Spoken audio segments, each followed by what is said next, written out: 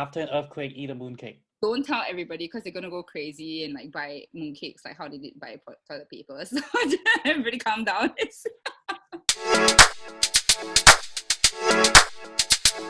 you had a burger. You're up first. What'd you make us? I made a flame his summer burger with spiced grilled peaches, grilled pickled pepper and chili peppers, and then a little bit of spicy ketchup on the side.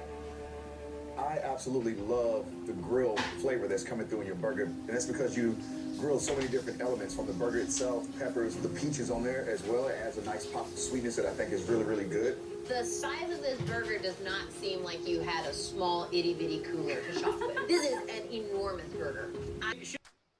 Hi. Oh, hello. So indeed, chef that needs no introduction, our local celebrity here from Guys.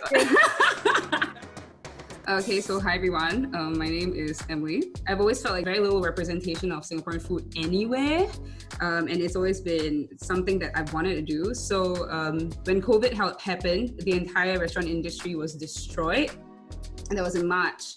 So I was like, I was feeling a bit sad. I'm like, oh man, like there's so many of my friends who are making like very little money already at work, and all of a sudden they have no jobs.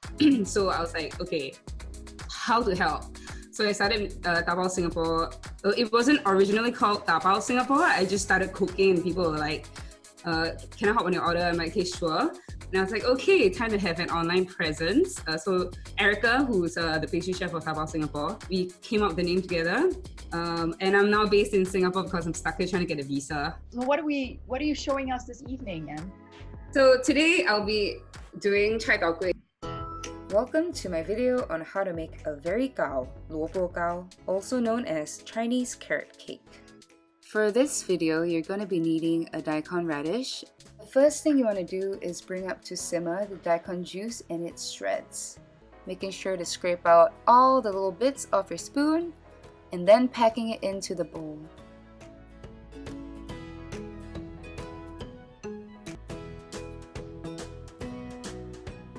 A good way to check if the luobo gao is done is by poking a cake tester or a chopstick into the middle of it, and you can serve it to your friends and family. And I will show you just how to do that.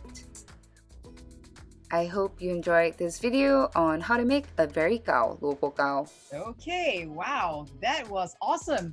Thank you, Em. That was actually really well done. Then if you guys have any questions, just like feel free to ask me.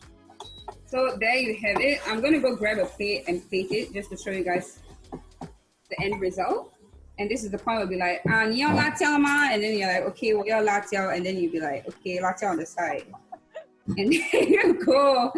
Okay, oh, carrot cake. Thank you. Okay, she actually is featuring a lot of Hollywood media. I'll just call it Hollywood media. Hollywood. So, you know, she's Singapore Yes, representation. I'll be in the actual hawker centers enjoying all the food that you guys cannot have access to.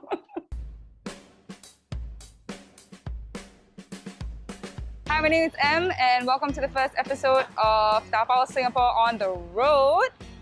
你喜欢吃什么？我喜欢吃拉萨啦。This is the aunt that inspired me to cook. Nice to meet you. I'm Emily. Thank you. Nice to meet you. Come back again. Of course. Chok. All my favorite things. Chendol is a dish that's made with coconut milk. Funny how Singaporeans like to eat spicy foods in this already hot weather. Hi, I'm Yokes. I'm M's sister, and we're going to be exploring some Chinese-focused Singaporean food here at this multi-storied hawker center. So let's go! The only time I can take out my mask is when I'm eating, and I'm not complaining about that. So here we have the orloa, also known as oyster omelette. There's a few liquidy things and fried stuff. And chili. Delicious. So fluffy bun with kaya.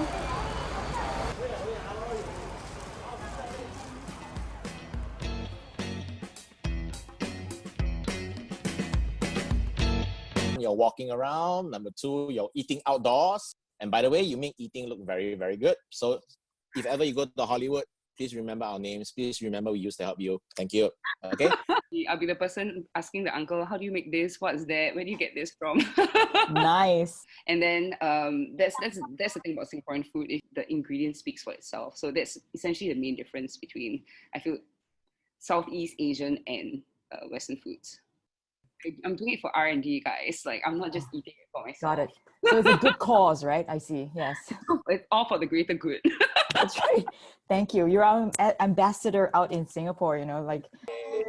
Or chef extraordinaire, Chef M, who is what otherwise known as my celebrity chef. Because Hi everyone, I'm currently at the top of MBS at C'est La Vie during an event.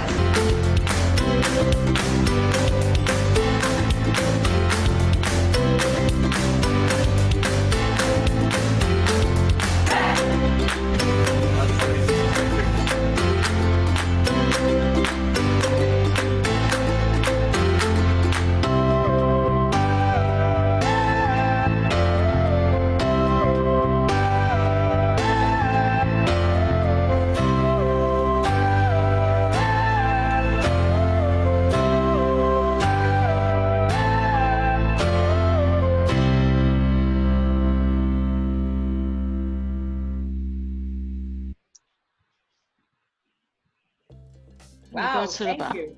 That was pretty awesome, Chef M. Tell us a little bit more about the event.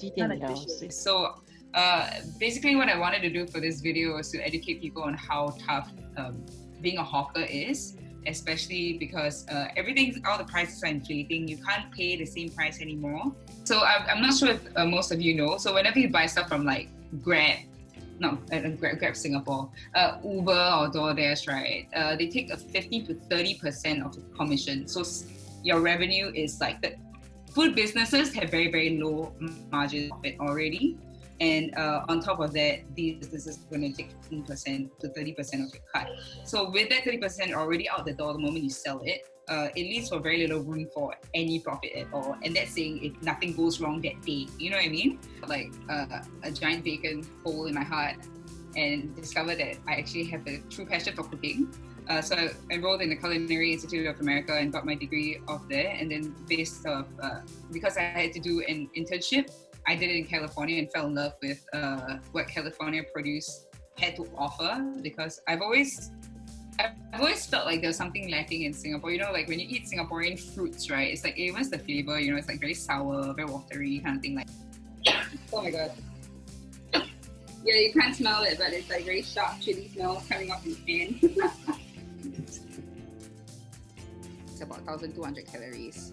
So it equates to 2 nasi lemaks. So do not eat a whole mooncake for wow, breakfast. so it does pack a punch. That's something I did when I was younger, and I'm like, why am I getting fat? So does that mean for our emergency, we had an emergency preparedness chat 2 weeks ago. Should we be packing mooncakes as emergency They rations? keep very well because they're high in sugar, right? And then it also makes you feel a bit happy when you eat mooncakes. So After an earthquake, eat a mooncake. don't tell everybody because they're gonna go crazy and like buy mooncakes like how they did buy toilet paper. So everybody calm down. But mooncake Welcome to the 2022 Best Food Survey. And while it's almost $100 for a chili crab meal, though the last I checked you can pay by installment, many of you, 58%, think it's worth it. Congratulations to Dabao Singapore. Let's go on to laksa. So coming in with 10% and 13% are Mama Judy and Kilini Kopitiam. But this must be one of other M's specialities. Her laksa at Dabao Singapore, even though you have to put it together yourself, has gone at 58% of the vote. Number 3, Kilini Kopitiam. Number 2, Mama Judy. And number 1, Dabao Singapore. What a spectacular showing for the new entrants, especially the home-based chefs to the scene.